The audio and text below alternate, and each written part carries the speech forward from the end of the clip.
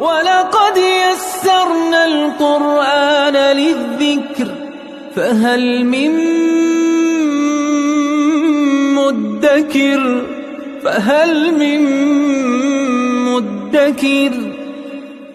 اعوذ باللہ من الشیطان الرجیم بسم اللہ الرحمن الرحیم الحمد للہ رب العالمین وصلی اللہ علی سیدنا و نبینا ابی القاسم المصطفى محمد وعلى آلہ الطیبین الطاہرین المعصومین اما بعد اعوذ باللہ من الشیطان الرجیم بسم اللہ الرحمن الرحیم وَيَسْأَلُونَكَ عَنِ الْمَحِيضِ قُلْ هُوَ أَذًى فَاعْتَزِلُوا النِّسَاءَ فِي الْمَحِيضِ وَلَا تَقْرَبُوهُنَّ حَتَّى يَطْهُرْنَ فَإِذَا تَطَهَّرْنَ فَأْتُوهُنَّ مِنْ حَيْثُ أَمَرَكُمُ اللَّهُ إِنَّ اللَّهَ يُحِبُّ التَّوَّابِينَ وَيُحِبُّ الْمُتَطَهِّرِينَ صدق اللہ العلی العظیم۔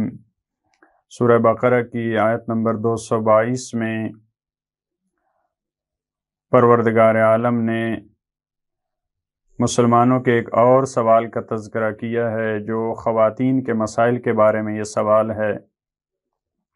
اس سوال سے ہمیں اس بات کی سمجھ آتی ہے کہ کسی بھی مسئلے میں انسان کو شرمانا نہیں چاہیے، اس کو جھجک محسوس نہیں کرنی چاہیے، کیونکہ یہ خواتین کے خاص مسائل ہیں، لیکن اس بارے میں بھی مسلمانوں نے اللہ کے رسول سے سوال کیا، اور پروردگار عالم نے بھی اس سوال پہ ڈانٹا نہیں ہے، ان کو نہیں کہا کہ یہ تم نے کیسا سوال کیا، بلکہ اس کو بہترین انداز میں جواب دیا۔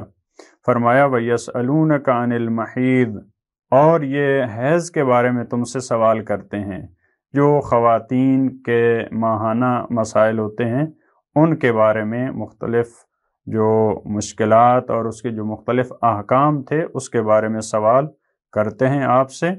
قُلْ هُوَ أَذًى، کہہ دیجئے یہ اذیت ہے، یہ تکلیف ہے، یعنی جو حیض کا زمانہ ہے خواتین کا، یہ اس کی تکلیف کا زمانہ ہے، وہ اس کی مشقت اور سختی کا زمانہ ہے، لہٰذا اس کے اپنے خاص احکام ہیں۔ اذیٰ ویسے جو بھی ایسا کام، جو بھی ایسا حادثہ جو انسان کی طبیعت پہ ناگوار گزرے، اس کو اذیٰ اور اذیت کہا جاتا ہے۔ تو اس زمانے کو بھی البتہ میڈیکل بعد میں اس نتیجے پہ پہنچا کہ اس دور میں ان خاص ایام میں خاتون واقعاً تکلیف میں ہوتی ہے، لیکن اس وقت بھی اسلام نے، قرآن نے اس بات کی طرف اشارہ کیا کہ یہ اذیٰ ہے، یہ اس کی اذیت کا زمانہ ہے۔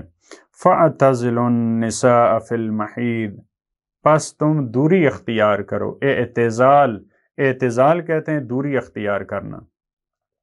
فَاعْتَزِلُوا النِّسَاءَ فِي الْمَحِيضِ، تو حیض کی مدت میں ان ایام میں تمہیں خواتین سے دوری اختیار کرنی ہے۔ یہودیوں میں کہا جاتا ہے کہ اس مسئلے میں وہ افراط کا شکار تھے۔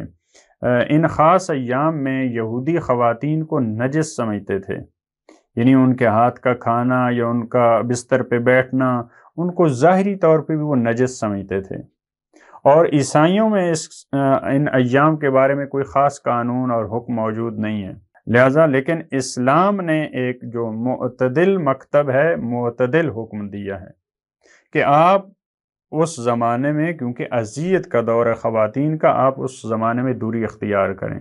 دوری اختیار کرنے کا مطلب یہ ہے کہ آپ جو تعلقات ہیں میاں بیوی کے وہ قائم نہیں کر سکتے، لیکن اس کے دوری اختیار کرنے کا یہ مطلب نہیں ہے کہ فزیکلی دوری ہو جانا یا گھر چھوڑ جانا، وہ مراد یہاں پہ نہیں ہے۔ وَلَا تَقْرَبُوهُنَّ، پھر اسی بات کو سمجھانے کے لیے وَلَا تَقْرَبُوهُنَّ حَتَّى يَطْهُرْنَ، اور تم ان کے قریب نہ جاؤ حتیٰ یطہرن، یہاں تک کہ وہ پاک ہو جائیں، یعنی جب ان کا وہ خون کا سلسلہ ہے، جب وہ ایام ختم ہو جائیں، جب وہ کٹ جائے، منقطع ہو جائے، اس وقت تک آپ ان کے قریب نہیں جا سکتے، یعنی آپ تعلقات جو میاں بیوی کے تعلقات ہیں وہ قائم نہیں کر سکتے۔ جیسے دوسری آیات میں فرمایا وَلَا تَقْرَبُوا الزِّنَا، تو اس کے قریب نہ جانے کا یعنی وہ تعلقات جو ہیں آپ غیر شرعی طریقے سے قائم نہیں کر سکتے۔ یہاں پہ جو فرمایا وَلَا تَقْرَبُوهُنَّ، شرعی طریقے سے جو آپ کی بیوی ہے ان ایام میں جو خاص تعلقات ہیں وہ آپ قائم نہیں کر سکتے، حَتَّى يَطْهُرْنَ، کس وقت تک یہ منع ہے؟ جب تک اس کا وہ خون سے پاک نہ ہو جائے۔ فَإِذَا تَطَهَّرْنَ، اور جب وہ اپنے آپ کو پاک کر لیں۔ اس میں وضاحت نہیں ہے اس آیت میں کہ کیسے وہ اپنے آپ کو پاک کر لے، لیکن روایات میں غسل کے ذریعے سے یا وضو کے ذریعے سے وہاں پہ روایات میں تفصیل موجود ہے۔ جب وہ اپنے آپ کو پاک کر لیں فَأْتُوهُنَّ مِنْ حَيْثُ أَمَرَكُمُ اللَّهُ، تو پھر آپ جیسے پروردگار عالم نے آپ کو حکم دیا اس طریقے سے آپ اپنے تعلقات قائم کر سکتے ہیں، پھر مباشرت ہو سکتی ہے۔ وہ بھی دیکھیں اس معاملے میں بھی من حیث امرکم اللہ، یعنی الہی احکامات کی پیروی ان ایام میں اور ان مسائل میں بھی ضروری ہے۔ ان اللہ یحب التوابین، یقیناً اللہ بہت زیادہ توبہ کرنے والوں سے محبت کرتا ہے، جو بار بار اس کی طرف پلٹتے ہیں۔ یہ پہلے بھی گزر چکا کہ توبہ بازگشت کو کہتے ہیں، پلٹنے کو کہتے ہیں، رجوع کو کہتے ہیں، جو بار بار خدا کی طرف پلٹتا ہے ان معاملات کو، کیونکہ معمولاً ان معاملات میں انسان کے مد نظر شہوت اور جنسی مسائل ہوتے ہیں، لہذا یہاں بھی انسان کو متوجہ کیا خدا کی طرف، خدا کے رجوع کی طرف۔ وَيُحِبُّ الْمُتَطَهِّرِينَ، اور جو اپنے آپ کو پاک کرتے ہیں، جو پاک رہنے کی کوشش کرتے ہیں، پروردگار ان سے محبت کرتا ہے۔ یعنی پاک رہنے کا حکم ہے، فقط ان مسائل میں نہیں، یہ بھی کیونکہ ایسا دور ہے جہاں پہ بہت زیادہ پاکیزگی کی ضرورت ہے، پاک رہنے کی ضرورت ہے۔ اس کے علاوہ بھی پروردگار عالم جو افراد بھی، جو مومنین بھی اپنے آپ کو پاک رکھتے ہیں، پاک و پاکیزہ رہنے کی کوشش کرتے ہیں، اپنے آپ کو ظاہری نجاستوں سے پاک کرتے ہیں، باطنی نجاستوں سے پاک کرتے ہیں، پروردگار اس سے محبت کرتا ہے۔ نساء، اس کے بعد والی آیت میں نساؤکم حرث لکم فأتوا حرثکم انا شئتم، یہ افراد کو متوجہ کرنے کے لیے کہ یہ میاں بیوی کے جو تعلقات ہیں یہ ایک مقصد کے تحت ہونے چاہیے، یہ ایک ہدف کے تحت ہونے چاہیے۔ اس کو بیان کرنے کے لیے خوبصورت تشبیہ دی ہے قرآن کریم نے کہ تمہاری بیویاں حرث لکم، تمہارے لیے کھیتی ہیں، یعنی اس خاتون کے علاوہ، اس الکہ زوجیت کے بغیر یہ نسل انسانی برقرار نہیں رہ سکتی۔ جیسے اگر کھیت نہ ہو، ان میں بذرپاشی کا سلسلہ نہ ہو تو فصلیں نہیں ہوتی اور انسانیت کی بقا ممکن نہیں ہوتی، اسی طرح انسانی نسل آگے نہیں بڑھ سکتی جب تک یہ جو شادی کا سلسلہ ہے یہ نہ ہو۔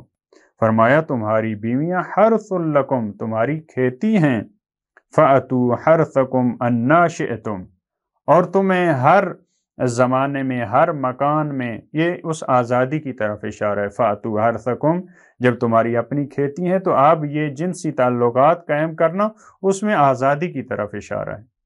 وَقَدِّمُوا لِأَنفُسِكُمْ، یہاں بھی انسان کو پھر متوجہ کیا ہے۔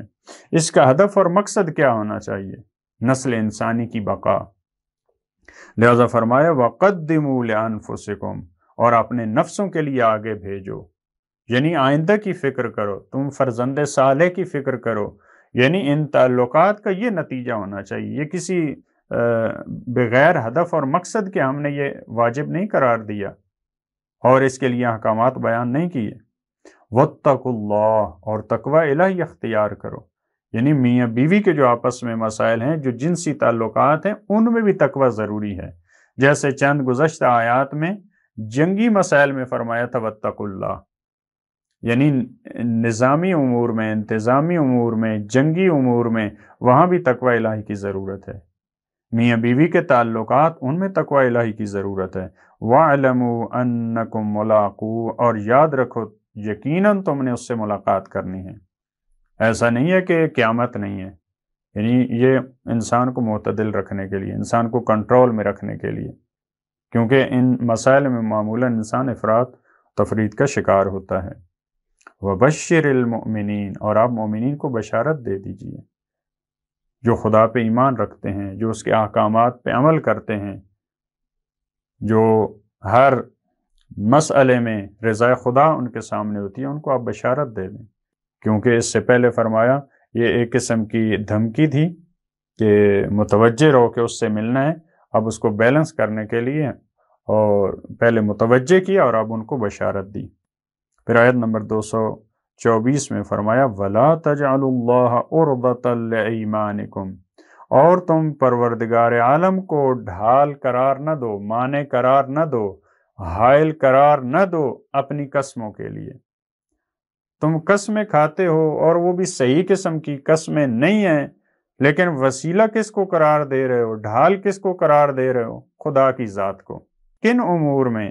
ان تبرو، کہ تم نیکی کرو، یعنی اصل میں ہے کہ تم نیکی نہ کرنے پر تم اللہ کی قسمیں کھا کر خدا کو سامنے لا رہے ہو کہ میں خدا کی قسم یہ نیکی نہیں کروں گا۔ بعض افراد جو نیکی کرتے ہیں، جو معاشرے میں اصلاح کی کوشش کرتے ہیں، جب لوگ ان کی دل آزاری کرتے ہیں، جب وہ دل شکستہ ہوتے ہیں، تو ممکن ہے وہ افراد قسمیں کھائیں کہ میں اب خدا کی قسم ہے یا کوئی بھی قسم کہ میں اب یہ کام نہیں کروں گا۔ تو فرمایا خدا نے ان چیزوں کا حکم دیا ہے، نیکی کا، تقوی کا، لوگوں کی اصلاح کا، جب اسی نے حکم دیا ہے تو اس کی قسم کھا کر تم اس کام سے کیسے اپنے آپ کو روک رہے ہو؟ لہٰذا یہ تمہارا کام ٹھیک نہیں ہے۔ لہٰذا یہ ظاہر میں ان تبروا وتتقوا وتصلحوا بین الناس مثبت ہیں، لیکن در حقیقت منفی ہیں آیت کے سیاق و سباق کو دیکھتے ہوئے۔ اور تم قرار نہ دو اپنی قسموں کے لیے، ایمان یمین کی جمع ہے، قسموں کے لیے خدا کو ڈھال قرار نہ دو، اس کو حائل اور رکاوٹ قرار نہ دو۔ ان تبرو، کہ تم نیکی نہیں کرو گے، وتتقوا، اور تقوی الہی اختیار نہیں کرو گے، وتصلحوا بین الناس، اور تم لوگوں میں صلح و ایجاد نہیں کرو گے۔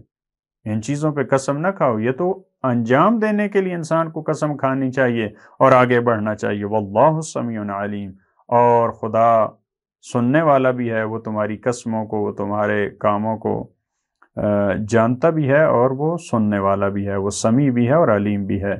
پروردگار سے چاہتے ہیں کہ وہ ہمیں توفیق دے کہ ہم نیک کاموں پہ، اچھائی پہ، بھلائی پہ، انفرادی معاملات میں، معاشرتی معاملات میں ہم آگے بڑھ سکیں، اور کسی بھی اچھے کام کو ترک کرنے کی ہم کبھی بھی قسم نہ کھائیں۔ اللہم صلی علی محمد و آل محمد۔